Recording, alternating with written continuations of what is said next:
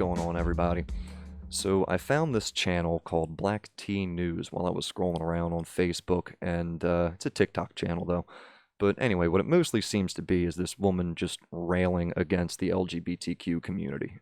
She appears to just despise them to their core, their very existence, and believes that any interaction with them is corruption to children, as we will get into here. It appears she's dragging Steve from Blue's Clues into this. I don't know if Steve has done anything commendable or reprehensible lately. All I can say is he looks good. Looks like he's doing pretty good these days. He's wearing a suit. Looks healthy. Let's get into things. Hi. I want to talk about something very important today. Nostalgia bait. First off, as a person with traditionalist views on marriage, what do you think nostalgia bait is, if not traditionalism? Like that whole like little utopia you have in your head where like marriage is reverted back to its original, like man and woman, like pre-2016 kind of whatever. That is nostalgia bait at this point. I'm sorry. Now, this was obviously a brilliant idea from, Nickelodeon bringing you on, getting the parents warm and fuzzies about when they were kids watching you. However, I didn't really care for Blue's Clues that much as a kid. It was a little too repetitive, and I guess Blue got kind of annoying because he couldn't talk, and I always wanted Blue to be like a talking character. I guess it always pissed me off that all you ever heard out of him was like, "Brr, brr, brr." I wanted to be an episode where like he looks into the camera and goes, Steve, I require clues. Steve. Like the fucking Meat Canyon style stuff. I don't think they're aware of some of the things that they're teaching their kids nowadays on Blue's Clues. What are they teaching them? And let's not forget, these are for preschoolers. So the alphabet's fun, right? I fucking love the alphabet. What's wrong with it? But did you really need to use P for pride? And it's fine if you want to, but I'm really curious about this right here, the pansexual flag. Do you really think it's age-appropriate content for preschoolers to learn about just how you have no sexual limitations? First off, two things. Okay, let's look at some stuff here. All right. Okay. So what is this shit? This is the kind of shit that flies in our society. Okay, like people will dress their children up in this and see absolutely no problem with it, and shit like this. See absolutely no problem with it, and then turn around and think that the mere education that other attractions exist is like corrupting and sexualizing children. I'm sorry. And I think this one is the worst, and I'm only going to show it for a second because I can't even look at it. Like, what the actual fuck is this? Okay, like, parents will take their sons to Hooters and make jokes the whole time about like, oh, well, one day he's gonna come back here when he's 18 and turn y'all into his little harem girlfriends, and like that's oh yeah, little rookie here is gonna get them all, right? But like the mere acknowledgement that other things besides like straight up male and female attraction exist is sexualization, apparently. But let's learn about what pansexuality actually is here, shall we? Pansexuality is sexual, romantic, or emotional attraction towards people regardless of their sex or gender identity. Notice how age isn't a qualifier here. Pansexual people may refer to themselves as gender blind, not age blind, asserting that gender and sex are not determining factors in their romantic or sexual attraction to others. So let's go down to where the other P word here is listed. Volume 2 of Cavendish's Sex and Society states that although the term's literal meaning can be interpreted as attracted to everything, people who identify as pansexual do not usually include paraphilias such as bestiality, pedophilia, and necrophilia in their definition, as they stress that the term pansexuality describes only consensual adult sexual behaviors. Okay? Kids can't consent. They're not developed enough. Okay, that's why we have certain laws in place. Okay, dead people can't consent. Okay, So that's why, like, when you engage in these, you're put in a separate qualifier. Okay? So that's why we have separate words for things. You know, like there's this literal meaning, like the colloquial term, and that's an issue because yeah, people say like, oh, I'm just attracted to everything, and then people like this channel, what's her name here, Black T, will take that and run with it. But she's the kind of person that like, don't you dare bring up the word titmouse because God only knows what she'll actually envision in her head and not. Oh, what the hell is a titmouse? Yeah, it's just a tit bird. So, yeah, but she'll actually have in her mind like a boob with like ears and a nose and a little tail. So, anyway, let's see what's up here. Really? And one day you guys taught some numbers, fun stuff, right? I fucking love numbers.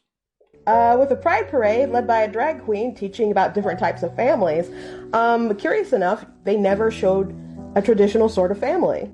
So first off, 99 out of 100 commercials on TV, you switch it on, it's a straight couple, guy kissing a girl, whatever, nobody bats an eye.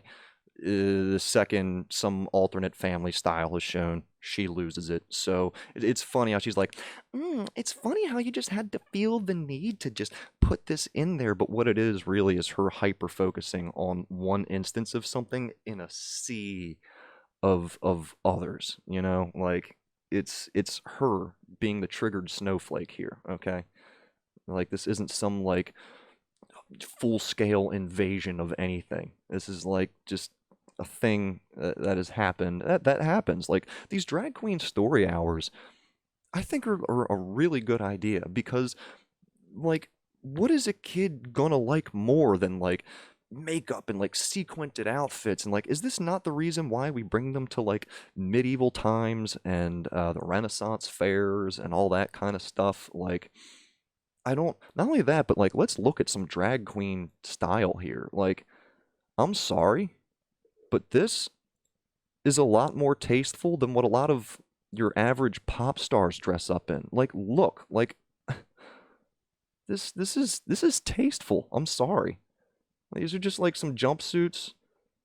I mean, come on. And you can't tell me that if you're listening to somebody read a story and it's got some fantasy elements in it, having somebody that looks like they're in a fantasy story themselves, like it adds a level of immersion for the people listening to the story. Like kids love this shit. And you're ruining it for them by being like, well, people are dressing up like this and it's weird. And it's like, it's not. It's only as weird as you make it to a kid. Like, this is awesome. This is how you get their attention. This is how you get them to learn things, right? What would you rather want? Bueller? Bueller? Would you want Ben Stein teaching your kid uh, stories, literature, whatever? Or would you want some ass kicking drag queen come in there and be like, yo, we're gonna read a story? Like, I mean, come on, this is just great. Anyway, I'm getting lost in the drag queen style. I like it. I gotta go to a drag show sometime. But this is really what they're afraid of. It's like people dress up in ways that I think are weird, so I'm gonna make my child think it's weird and fuck them up socially. It's like, these people aren't hurting anyone, and I'm sorry, but an instance where you do find someone who happens to be a drag queen and is a little risque with children, you can find an infinitely wider amount of cases in the straight community. It's not like this is like a problem that plagues the LGBTQ. It's a problem in general. Okay, and you can find it no matter where you go. Okay, so it's like people will read a million stories about some crazy person doing some crazy stuff to children. But if they're cisgendered, it's like, well, they're just, tragically flawed and, what a crazy case. It is what it is, it's really sad. But like when it's a person from the LGBTQ community that goes out and does its like an indictment against the entire community. All of a sudden, they stand for the whole community, and it's like, it's BS. I'm sorry. Like, as a part of a minority group yourself, I mean, I hate to go here, but I figure you'd kind of like sympathize with that of like, how you do something or a person does something individually and it shouldn't stand as an indictment against the entire group. I, like, come on. They had some allies. That was all the way to number 9? So anyway, those are my concerns. Thank you for listening. Appreciate it. Those were the concerns. Those were the concerns that children saw a pansexuality flag and that drag queens can read to kids. Which, I mean, both of these I think are fucking awesome. Like, he's like, I just wanted to let you know that the kids are learning about pansexuals and drag queens, and it's like, yes, and anyway, I just wanted to share this for the laughs. It's fun just ripping on these people because I mean it's sad. Again, if she has children, she's fucking them up for their future. Because I mean the world that she wants. Again, she is her own nostalgia bait by being a traditionalist. The world she wants, and we ain't. It's gone. I'm sorry. You can like dig your nails into the dirt and scrape and scream and cry and shit and piss and cum all you want, but we ain't going back. We ain't going back. It's forward all the way, baby. Anyway, thank you. Love you, see you, bye. Subscribe, all that good stuff. My voice cracked. Don't pay attention to that.